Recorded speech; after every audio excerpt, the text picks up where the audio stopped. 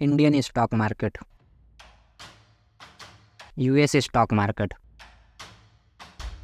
दोनों ही मार्केट में इन्वेस्ट करने के अपने अलग अलग बेनिफिट हैं।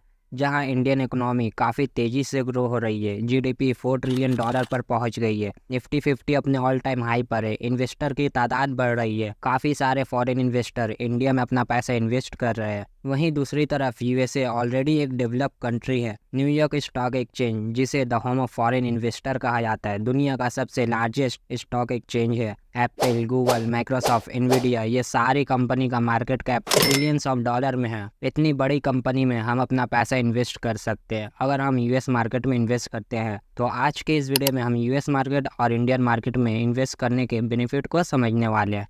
फ्रैक्शनल शेयर बाइंग ऑप्शन, हम लोग यूएस में फ्रैक्शन में शेयर को बाई कर सकते हैं। अगर मैं आपको बोलूँ कि आप अपना पैसा एमआरएफ कंपनी में इन्वेस्ट करो या पेज इंडस्ट्री में इन्वेस्ट करो, पहले इस कंपनी का शेयर प्राइस देख लो।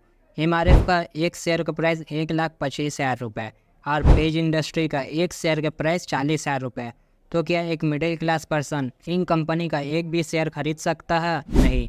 और दूसरी तरफ यूएस की सबसे महंगी शेयर बर्कशायर हाथवे, जो कि वॉरेन बफेट की कंपनी है, इसका प्राइस देखो लगभग 6,17,000 यूएस डॉलर है, जो कि इंडियन रुपीस में होती है लगभग 5,14,83,000 रुपये। लेकिन आप इस कंपनी का शेयर को आसानी से खरीद सकते हैं। आप इस कंपनी में 1 लाख इन्वेस्ट कर सकते हैं, 10,000 इन्वेस्ट कर सकते हैं, 1,000 भी इन्वेस्ट कर सकते हैं। इसे ही हम कहते हैं फ्रैक्शन शेयर बाइंग। मान लीजिए कि किसी कंपनी का एक शेयर का प्राइस है 10,000 रुपये, लेकिन आप उस कंपनी में सिर्फ 1,000 रुपये इन्वेस्ट करना चाहते हैं, तो आपको उस कंपनी का एक शेयर का 0.10% हिस्सा मिलेगा। मतलब आप सिर्फ 10,000 रुपये से यूएस की 10 बड़ी बड़ी कंपनी का शेयर खरीद सकते हैं। Apple, Google, Microsoft, Tesla, Facebook, इन सारी कंपनी का शेयर आसानी से खरीद सकते हैं। Opportunity to invest in multinational companies, देखिए इंडिया की लगभग सारी कंपनियों का बिजनेस सिर्फ इंडिया ही में ऑपरेट होती है और बहुत कम ऐसी कंपनी है जो वर्ल्ड वाइड ऑपरेट होती है, जिसकी वजह से सारी कंपनी सिर्फ एक कंट्री की इकोनॉमी पर डिपेंड करती है। और अगर फ्यूचर में इंडिया की इकोनॉमी क्रैश हो जाती है किसी वजह से, जैसे पेंडेमिक जो 2020 में कोरोना के वक्त हुआ था, तो ऐसे वक्त में इंडियन स्टॉक 50% से भी ज़्यादा नीचे जा सकती है। लेकिन यूएसए की ज़्यादातर कंपनी मल्टीनेशनल कंपनी है, मतलब उनका बिजनेस पूरे वर्ल्ड में फैला हुआ है, चाहे वो नॉर्थ अमेरिका हो, साउथ अमेरिका हो, एशिया हो, यूरोप हो एंड या फिर अफ्रीका ही। ये सारे कॉन्टिनेंट में यूएस कंपनी अपना बिजनेस ऑपरेट करती है, जिसकी वजह से यूएसए कंपनी किसी एक कंट्री की इकोनॉमी पर डिपेंड नहीं करती है। तो फ्यूचर में अगर अमेरिका में पेंडेमिक आ गई या फिर वार भी हो जाए, फिर भी यूएसए की कंपनी पर ज़्यादा असर नहीं होगा, क्योंकि ऐसे वक्त में भी लोग गूगल यूज़ करेंगे ही, फेसबुक, इंस्टाग्राम चलाएंगे ही, यूट्यूब पर वीडियो लोग उस वक्त भी देखेंगे। मतलब इकोनॉमिक क्रैश के वक्त भी यूएस कंपनी ग्लोबली अपना रेवेन्यू जनरेट करेंगे ही। करेंसी डाइवर्सिफिकेशन बेनिफिट, देखिए जब भी हम अपना पैसा यूएस कंपनी में इन्वेस्ट करते हैं, तो सबसे पहले हमारा पैसा इंडियन रुपीस से कन्वर्ट होता है यूएस डॉलर में। उसके बाद वो पैसा इन्वेस्ट होता है यूएस कंपनी में। और वैसे ही जब हम अपना यूएस स्टॉक बेचकर अपना पैसा विड्रॉ करते हैं, तो हमारा पैसा यूएस डॉलर से पहले इंडियन रुपीस में कन्वर्ट होता है। उसके बाद वो पैसा हमारे बैंक में आता है और हमारा पैसा इंडियन रुपीस की जो वैल्यू रहती है उसी रेट से हमारा पैसा कन्वर्ट होता है। और हम सभी लोग जानते हैं कि इंडिपेंडेंस के बाद से ही हमारी इंडियन रुपीस के वैल्यू यूएस डॉलर के अगेंस्ट गिरती जा रही है और यूएस डॉलर की वैल्यू बढ़ती जा रही है। जैसे आप इस चार्ट में देख सकते हैं, 1947 में $1 की वैल्यू थी 4.16 रुपीज़, जो बढ़कर 1970 में 7.5 रुपीज़ हो गई और 1985 में हो गए 12 रुपीज़ और अगले सिर्फ 15 सालों में ये बढ़कर हो गई 45 रुपीज़ और आज $1 की वैल्यू है 83.46 रुपीज़। मतलब यूएस डॉलर की वैल्यू हर साल 3-4% से इंक्रीज़ हो रही है। तो अगर यूएस स्टॉक में आप अपना पैसा इन्वेस्ट करते हैं, तो आपको 3-4% एक्स्ट्रा प्रॉफिट तो ऐसे ही मिल जाएगी। अगर यूएस कंपनी ग्रो नहीं होती है, फिर भी आपको इन्वेस्टमेंट की वैल्यू बढ़ती रहेगी। लेकिन अगर फ्यूचर में यूएस डॉलर की वैल्यू कम हो जाती है और इंडियन रुपीज़ की वैल्यू बढ़ जाती है, तो आपका पैसा भी उसी रेट से कन्वर्ट होगा फ्यूचर में।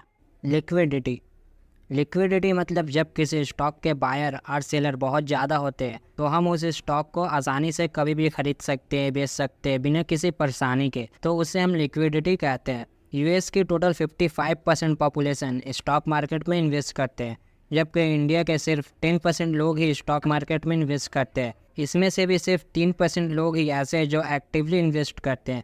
जिसकी वजह से इंडियन मार्केट की लिक्विडिटी काफ़ी लो हो जाती है। बहुत बार ऐसा होता है कि लोग किसी स्टॉक को खरीदने जाते हैं लेकिन वो बाई नहीं होती है, और बहुत बार जब हम लोग किसी स्टॉक को सेल करते हैं तो वो सेल नहीं होती है क्योंकि उस वक्त कोई बायर नहीं मिलता है जिससे हम अपना स्टॉक सेल करें। लेकिन यूएसए मार्केट की लिक्विडिटी काफ़ी हाई है क्योंकि यूएसए की 55% पॉपुलेशन तो स्टॉक मार्केट में इन्वेस्ट करते ही है।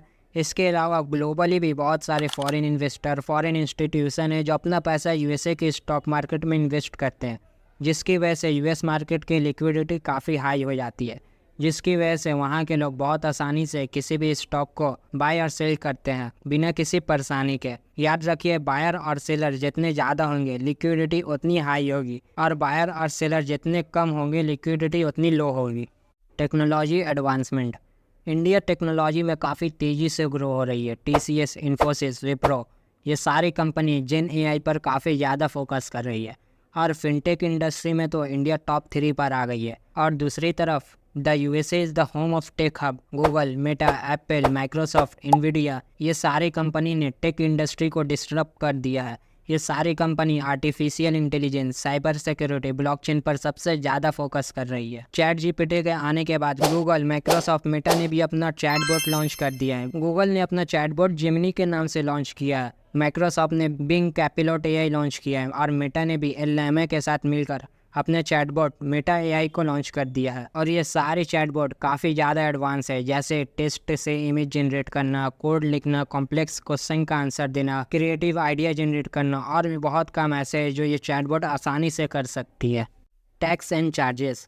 जब भी आप अपना पैसा स्टॉक मार्केट में इन्वेस्ट करो, चाहे वो यूएस मार्केट में इन्वेस्ट करो या इंडियन मार्केट में, टैक्स और चार्जेस को देख कर इन्वेस्ट करो क्योंकि ये आपके प्रॉफिट को बहुत कम कर देती है। इंडिया में 2018 से पहले लॉन्ग टर्म कैपिटल गेन पर कोई टैक्स नहीं था।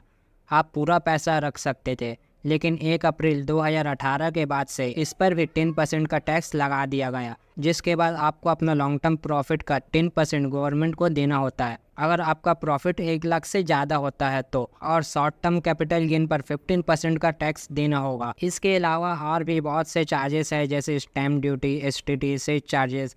इसके अलावा ब्रोकर भी आपसे कुछ पैसा चार्ज करता है, इसलिए आप ऐसा ब्रोकर सेलेक्ट करो जिसके चार्जेस सबसे कम हो। यूएस इन्वेस्टिंग के लिए मैं IND मनी ऐप यूज़ करता हूँ, आप इसे डाउनलोड कर सकते हैं। और इंडियन स्टॉक के लिए आप ग्रो, ज़ीरोधा, आप स्टॉक्स यूज़ कर सकते हैं। दोनों का लिंक मैं डिस्क्रिप्शन में दे दूंगा, आप डाउनलोड कर लेना। अगर आपको ये वीडियो अच्छी लगी तो लाइक ज़रूर करें। ऐसी और वीडियो के लिए इस चैनल को सब्सक्राइब कर दीजिए और बेल आइकन भी प्रेस कर दीजिए, और अपने फ्रेंड और फैमिली के साथ ये वीडियो को शेयर ज़रूर करें। तो मिलते हैं अगली वीडियो में।